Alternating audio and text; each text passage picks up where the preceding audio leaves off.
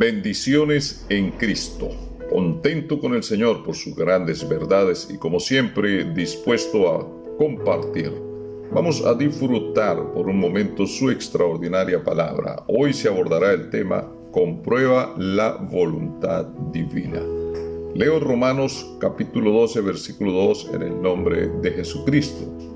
No os conforméis a este siglo, sino transformaos por medio de la renovación de vuestro entendimiento, para que comprobéis cuál sea la voluntad de Dios agradable y perfecta. En los pasillos del mundo eclesiástico se oye mucho hablar de la voluntad de Dios. Incluso es muy trillado para dar mandamientos humanos cuando no hay bases bíblicas para sustentar dichos argumentos. Sencillamente se vende aquella frase: hermano, hermana, apreciado líder, es la voluntad de Dios. Y por supuesto, no deja de tener buenos efectos para quienes hacen buen uso de la misma. Tomando la base bíblica expresada en Romanos capítulo 12, versículo 2, observamos algunos aspectos de sumo interés para comprender mejor la voluntad de nuestro Dios. En primer lugar, el Señor, a través del apóstol Pablo, hace un llamado a la inconformidad respecto a lo que plantea el mundo. Él nos está diciendo: no te adaptes a las formas, a los modelos, a los paradigmas seculares y religiosos de este mundo. El reto del Señor es que haya en nosotros una verdadera transformación, y obviamente eso implica renovar el entendimiento, es decir, dejar esa manera vieja de percibir las cosas, porque Dios quiere que tengamos otra cosmovisión, ya que durante más de 20 siglos el hombre ha sido bombardeado y ha sido golpeado por una falsa religión, tergiversando, como lo decía, ese mundo de la cosmovisión y de la racionalidad. Una fe mal interpretada ha llevado al creyente a tener que buscar no un cambio, sino una verdadera transformación de su mente. La versión Dios habla hoy dice: debe existir una transformación en su modo de pensar, en la estructura de los pensamientos. El Señor está pidiendo a la verdad un pensamiento más ajustado a sus absolutos, es decir, a lo que está escrito, sin tantos misticismos y falsos conceptos. La Biblia Jerusalén dice: no se acomoden al mundo presente, ya que esa actitud de apego a la tradición y al sentimiento religioso infundido por Roma y sus hijas ha llevado a que el creyente no pueda distinguir cuál es la verdadera voluntad de Dios. En otras palabras, se vive más pendiente del hecho religioso que del acto bíblico novotestamentario. Entonces, ¿qué va a renovar el entendimiento para lograr tal comprobación? Las reglas humanas, las ordenanzas, las organizaciones, los dogmas y los credos de fe ajustados a intereses denominacionales. Pablo diría: en ninguna manera. Eso no funciona. Efesios 4:23 ratifica: y renovaos en el espíritu de vuestra mente. No se está refiriendo al Espíritu Santo, aclaro, está escrito incluso con minúscula. Si observa los contextos, la invitación es a despojarse, a quitarse, a desprenderse de ese viejo paradigma de vida, lo que llaman el apóstol el viejo hombre, y explica a grosso modo que ha estado viciado, corrompido y lleno de deseos engañosos. Se requiere entonces abandonar ese estilo pagano y así vestirse del nuevo hombre.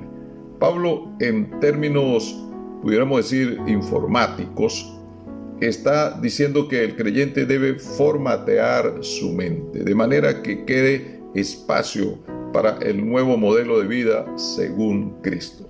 Si el creyente pretende instalar ese nuevo modelo con fragmentos del pasado, es muy probable que su vida empiece a presentar conflictos. Por eso hoy vemos creyentes, líderes, incluso pastores y jerarcas que aún presentan muestran conflictos como problemas de identidad y creer ser lo que los demás saben que no son o son lo que ellos no creen ser. Asumen actitudes, comportamientos y actos volitivos contrarios a la verdad de Cristo. Sus acciones de justicia son como las describe Isaías.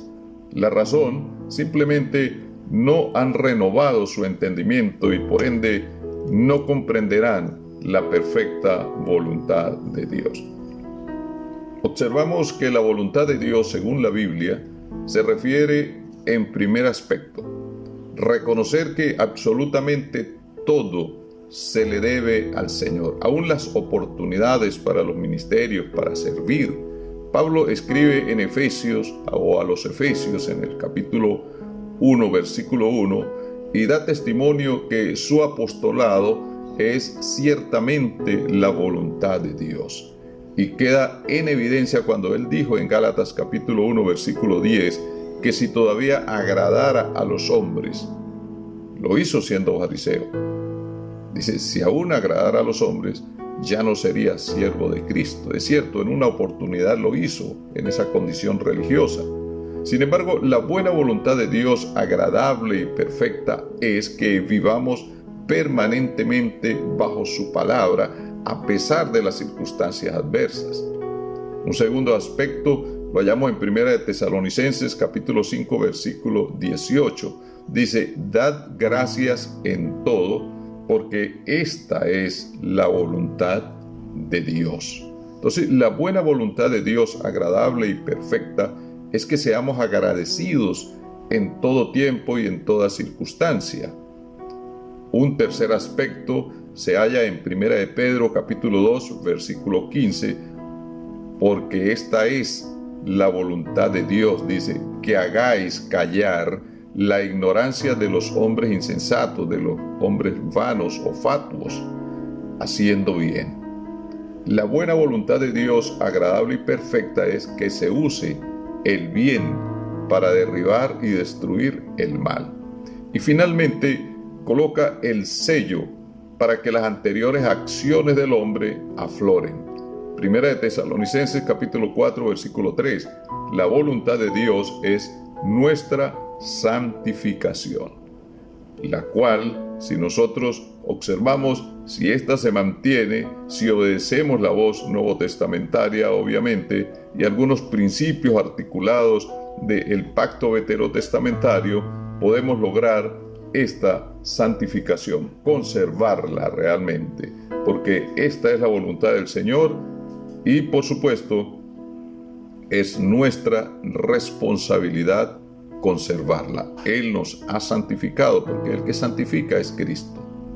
¿Qué tenemos que hacer los cristianos? Simplemente asumir esa responsabilidad y conservarla. Dice en 1 de Timoteo capítulo 5 versículo 22, consérvate puro. Incluso cuídate de no participar en pecados ajenos. He ahí la respuesta a la voluntad del Señor. Y no olvides, Efesios capítulo 5 versículo 17 nos dice que no seamos insensatos, al contrario, que seamos entendidos en cuanto a la voluntad del Señor. Entonces no podemos andar colocándole a cualquier evento o situación que es la voluntad de Dios para tratar de justificarla, porque en estos 4 aspectos el Señor nos ha mostrado a través de su palabra lo que realmente es la perfecta voluntad de Dios. Así que te invito a seguir en contacto con la verdad y recuerda, Efesios 6:6 nos dice, no sirva al ojo humano, tratando de agradarlos. Hazlo como siervo de Cristo, como hombre de Dios, con racionalidad de corazón, haciendo la voluntad de Dios.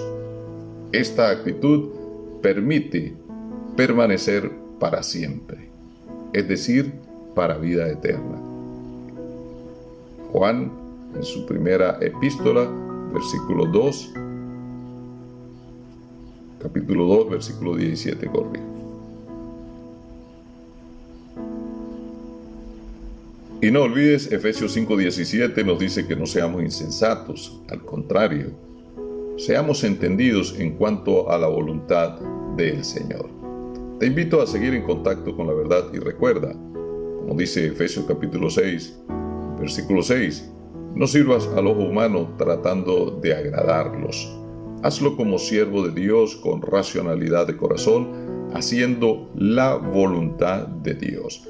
Esta actitud va a permitir permanecer para siempre, es decir, en vida eterna.